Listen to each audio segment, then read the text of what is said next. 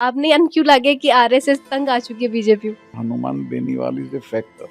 मुझे लगता है ओला परिवार से जो लड़ेगा वो जीत जाएगा। और मैं फिर चार्ज लगा रहा हूँ कि कांग्रेसी मेहनत नहीं करते। बीजेपी 24 घंटे राजनीति करती है, कांग्रेस के लिए डबल चुनौती है, क्योंकि एक तो वो हारे हैं, बाई इलेक्शन से एक मौका है हारी हुई पार्टियों को अपने को साबित करने का। राजस्थान की कांग्रेस में भी काफी गुटबाजी देखने ने मिले हैं। आपने कहीं लगे कि राजस्थान में वाकई में कुछ काम हो रही है या नहीं? अब देश के साथ विदेश में भी रोजगार का सुनहरा अवसर Swami Vivekananda college of hotel management दे रहा है। स्कॉलरशिप के साथ 100% जॉब गारंटी, डिग्री के साथ स्किल्स सीखें और दे अपने सपने को उड़ान।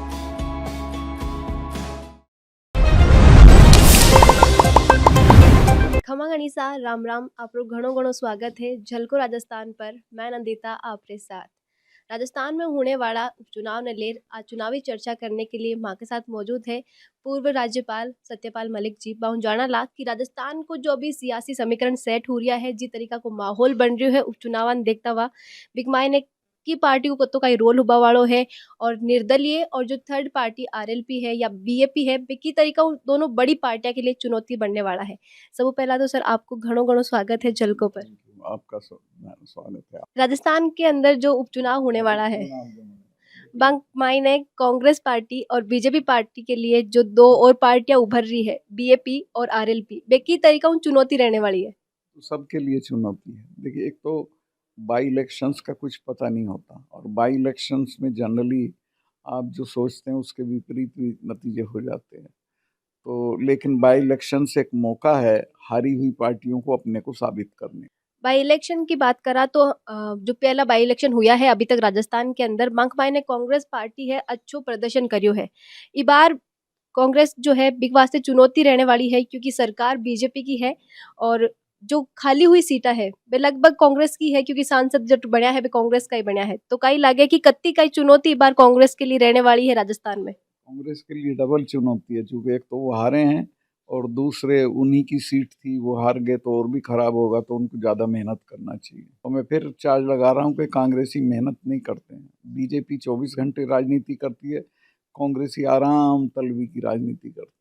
झुंझुनू सीट की बात करा तो झुंझुनू सीट के अंदर अभी ब्रिजेंद्र ओला सांसद बन के चले गया।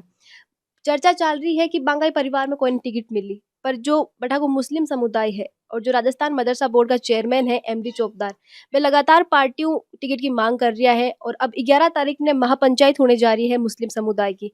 तो इस पर आप क्या कहना चाहो कि इस बार कांग्रेस ने कोई और पर दाव खेलना चाहिए, या जो हमेशा ओला परिवार बट लगातार राजनीति के मायने खुद को दमखम दिखाते आ रही है, बेपरी रहना चाहिए? इस पे मेरी कोई टिप्पणी ठीक नहीं रहेगी, पर मुझे लगता है ओला परिवार से जो लड़ेगा वो जीत जाएगा। पर जो परंपरागत वोट बैंक है झुंझुनू के अंदर मुस्लिम समुदाय कांग्रेस को, वे साफ चुनौती दी है कि अगर बार नेतृत्व करने को मौका नहीं दिया जावे तो वे कांग्रेस पार्टी को साथ छोड़ दे। तो वो कांग्रेस को उस बात का ख्याल रखना पड़ेगा। उनको अगर नहीं टिकट दे रहे हो तो कुछ और दो, एडजस्टमेंट करो उनका। अगर उनका वोट है और उनका वोट आप लेते हैं तो आपको उनकी भावनाओं का ध्यान रखना पड़ेगा। खींवसर जट की आरएलपी का जो सांसद बना है हनुमान बेनीवाल, वो बांको गढ़ मानो जावे और अभी भी वे काफी एक्टिव नजर आ रहा है अभी क्षेत्र में, जबकि कांग्रेस की तरफ वो अभी जो है बट दावेदारी काफी लोग कर रहा है और टिकट कंफर्म होने की भी संभावना लाग कौन रही। तो कई लागे इस बार जो गढ़ है खींवसर, बीजेपी बट पिछली बार काफी अच्छी चुनौती दी ही आरएलपी ने 2000 वोट मात्र हारा हा बीजेपी कैंडिडेट। तो अब की बार वो जो गढ़ है आरएलपी को बीजेपी या कांग्रेस पार्टी ढाबा में कामयाब हो पाए, या फिर जो हनुमान बेनीवाल है वे खुद को इतिहास जो रिकॉर्ड बनावे बट। नागौर जिले में तो हनुमान बेनीवाल का है। यहाँ खींवसर में मुझे नहीं पता कितना है, पर Hanuman Beniwal is a factor. और वो जीत सकते हैं यानी उनका उम्मीदवार जीत सकते। दौसा और उनियारा सीट की बात करा तो भी तरफ एक तरीका सचिन पायलट को काफी दबदबो रिया करे। पहला भी जहाँ लोगों पर बे दावेदारी जताई ही, जहाँ लोगों ने टिकट दिलवाया हा बे अच्छो प्रदर्शन कर रहे है। कई लागे कि इस बार क्योंकि खुद किरोड़ी लाल मीणा बीच से तो रहे बे काफी एक्टिव नजर आ रहा है, तो बे इस बार कांग्रेस ने जो भाई इलेक्शन में हमेशा अच्छो प्रदर्शन करती आ रही है बिन रोक पाई, या फिर कांग्रेस जो हर बार खेलती आई है अच्छा खेल जाए इस बार राजस्थान में? नहीं, कांग्रेस अच्छा प्रदर्शन करेगी। अगर मेहनत करेंगे तो, आलसी रहेंगे तो नहीं करेंगे। और जहाँ तक राजेश पायलट इसका सचिन पायलट का ताल्लुक है, उसका असर है उसके पिताजी की वजह से। दूसरे वहाँ मीना साहब का भी असर है, अब ये दोनों साथ रहेंगे अलग रहेंगे, बहुत सारे फैक्टर्स पे डिपेंड करेगा। राजस्थान की कांग्रेस में भी काफी गुटबाजी देखने ने मिले हैं क्योंकि हमेशा उन दो गुट बनया हुआ है। तो कहीं लगे कि बाई इलेक्शन के मायने भी और फैक्टर जो है आंको हमेशा वो अंदर राजनीति करने को अंदर खाने जो राजनीति चाले बीजेपी वास्ते एक प्लस पॉइंट निकल कर सामने आई। हाँ, मैं तो कह ही रहा हूँ, बहुत बहुत ज़्यादा गुटबाजी है। इनको इकट्ठा होकर चुनाव में जाना चाहिए। चुनाव की सबसे बड़ी इनकी कमजोरी यही थी कि आखिर दिन तक शैलजा अलग खड़ी हुई दिख रही थी, और शैलजा के नाम पे वोट हो या ना हो, पर जिन वर्गों से आती है उनका बहुत वोट है। अगर वो ये समझेंगे हमारी अनदेखी हो रही तो वो नुकसान कर सकते हैं, और उन्होंने किया है। राजस्थान की मौजूदा सरकार बीजेपी की जो है बी कार्य नीति पर आपको कई कहना है कि इतना टाइम हो गयो सरकार बनने के बाद में भी जो काम चल रही है, जो नीति बनाई जा रही है, बान में कुछ सुधार होना चाहिए या जी तरीका उन चल रहा है? क्योंकि आरोप बहुत ज्यादा लग रहा है विपक्ष की तरफ लगातार बोलो जा रहा है कि पर्ची सरकार है, कुछ काम नहीं हो रहा है। आपने कहीं लगे कि राजस्थान में वाकई में कुछ काम हो रही है या नहीं?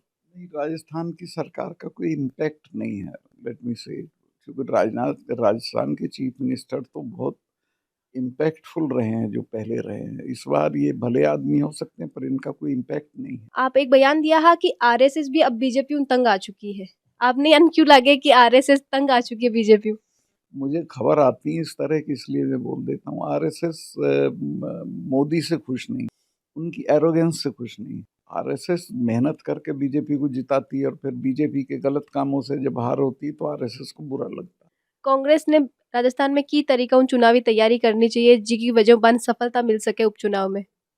उसमें बुनियादी चीज़ ये कि कांग्रेस को 24 घंटे सड़क पर रहना चाहिए। तुम अपोजिशन की पार्टी हो तो तुम्हें संघर्ष में दिखना चाहिए लोगों के सवालों पे। मैं तो स्टूडेंट लाइफ में लोहियाइट था, 5 रुपए जेब में होते थे, लेकिन सरकार बदलने निकल पड़ते थे, और ये आंदोलन वो आंदोलन, और 67 आते आते सरकार बदल दी थी। तो यहाँ भी कांग्रेस ही संघर्ष नहीं करता है, फिर आपस में एकता नहीं रखता है, और एक्टिविटी नहीं दिखती उसकी कहीं भी। तो ये सब चीज़ें उसे सुधारनी चाहिए, और सबसे बड़ी चीज़ है कि एकता दिखाई देनी चाहिए। मेवाड़ की बात करा तो मेवाड़ क्षेत्र के मायने अब बीएपी पार्टी जो है वह काफी उभर कर सामने आ रही है। वहाँ का युवा सांसद भी बनया है राजकुमार रोत।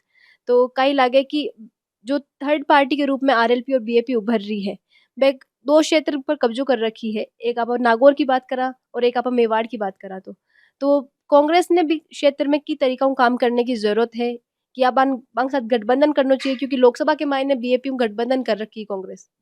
करना चाहिए, जहाँ गठबंधन जरूरी हो वहाँ गठबंधन करना चाहिए, लेकिन मेहनत ऐसी करनी चाहिए कि अकेले चुनाव लड़ना है। 7 विधानसभा सीटा है जहाँ पर उपचुनाव होनो है।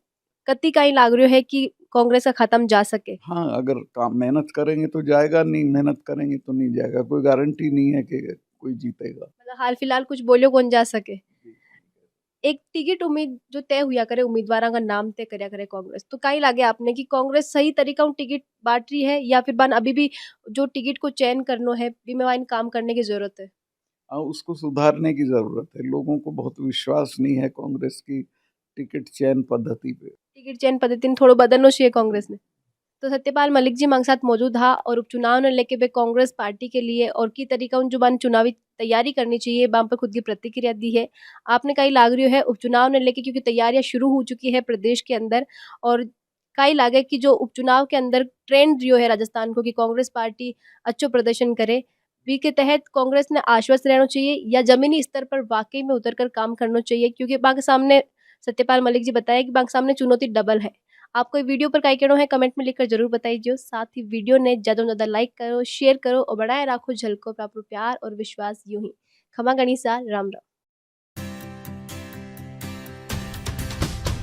झलको